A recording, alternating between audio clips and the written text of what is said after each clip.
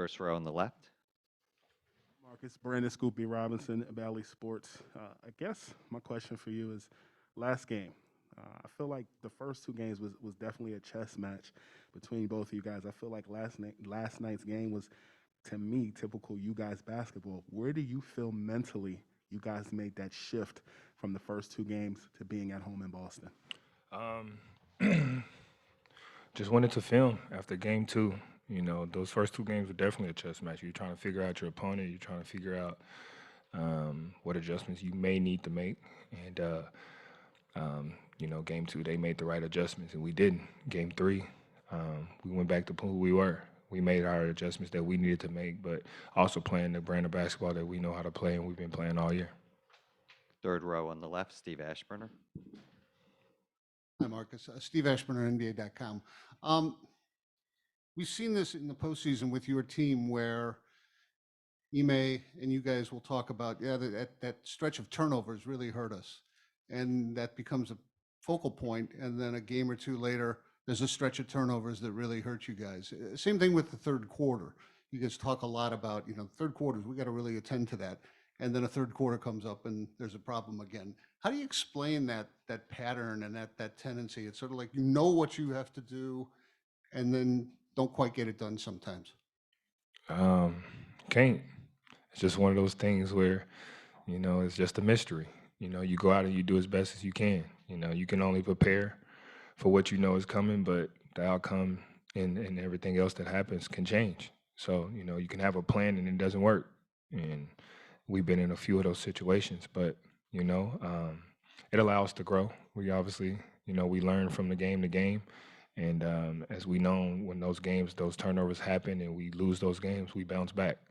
We're definitely trying to not keep that pattern going. But like I said, all you can do is prepare and deal with the cards that you have dealt in front of you. And if it's happening in a third quarter situation, I mean, are you aware of it as it's going on? It's like, man, this quarter is getting us again. Yeah, I mean, it's kind of hard not to, you know, especially when you're out there and you're the one going through it. You definitely feel it. But like I said, you just try to do what you're supposed to do, and that's what you know how to do, and that's go out there and try to win to the best of your ability. First row on the right. Hey, Marcus, how would you describe what this season has been like? Obviously, it's been a winding road to a large degree, some dead ends, but you guys have kind of gotten through everything. How would you describe what it's been like and the character of this group to do what it's done at this point? I would probably have to describe it as just right. Everything happens for a reason, you know. You're trying to accomplish something great, you know. You have to things have to be sacrificed, you know, and you have to go through some things, you know, to prepare you for the battle that's, you know, in front of you. And early on in the season, we had to prepare for battle that we were going to have to endure, and we went through it. We went through the training, we went through the beat downs, we went through the blood, sweat, and tears, and now we're in the finals and have an opportunity to win a ring. So everything happened for a reason. Fourth row in the middle. Hey, Marcus, Yaron Weitzman from Fox Sports. With Jaylen and Jayson, have you noticed anything different in terms of how they interact, their give and take on the court specifically, in terms of taking role turns, playmaking, who's on the ball, who's off, and things like that? Definitely. I think we all have. We've seen how aggressive that they are. You know, they're very adamant about what they want and what they're going to do with the ball, and you know, and with making decisions and making reads. You know, they've grown and matured in that aspect, and they knew in order for us to reach our full potential that they were going to have to take that step, and they took the challenge, and it's showing and it's proven right now. Playing off each other, I meant more specifically. Yeah, me too. The same thing. They've grown. They've had to understand that they have to, you know, mature in that aspect to know when to let one go, when to help them out, and you know, when to do what you're supposed to do. So, you know, that's it. Third row on the right, Mark Murphy. Hey, Marcus, Mark Murphy, Boston Herald. You guys have obviously been very good at responding following a loss, including on the road. Maybe not so much following up a win at home, but that's the situation you're in now. You have a chance to build up quite an advantage here. What do you have to do to get over that hump? We have to replicate what we did in game three. You know, we reduced our turnovers. reduced their second chance points and offensive rebounds. And, we just controlled the game in the game that we wanted to play. Third row in the middle. Hi, Marcus. You had told us you didn't want to get beat down in your house. You were in the house last night, and the house was loud. They were on Draymond. Do you think that had an impact on him and on you guys? Did you feed off that energy? Definitely think we did. I mean, when you got an environment like last night, it's kind of hard not to feed off. The energy was electrifying. It was chaotic, and it was perfect for the timing of it. I definitely think it may have affected Draymond in some way, but we all know Draymond feeds off that as well. So it's kind of hard to say how much of an effect it really had on him because he embraces that and that's who he is, and he takes that on and he uses that to fuel him. So, but as a competitor, it don't matter what side you're on, home or away. When the energy's like that, you definitely feel it and you take it on and you let it fuel you.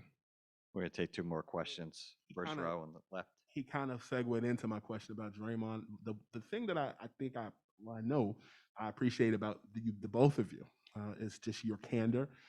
It's kind of like uncle conversation, or like older cousin that you respect. Why do you think in today's society your level of candor, his level of candor, is so misunderstood? Um, I probably have to say because it's not the norm. Nobody's used to the way how loud it is. Nobody's used to how aggressive it is. If you're not that type of person, it could come off and rub you the wrong way. But that's what makes us special. We're different, and we embrace the difference that we have from everybody else, and that's what makes us great. And I know for a fact Draymond's never going to change, and we don't expect him to. That's Draymond, and that's what makes him the great player that he is.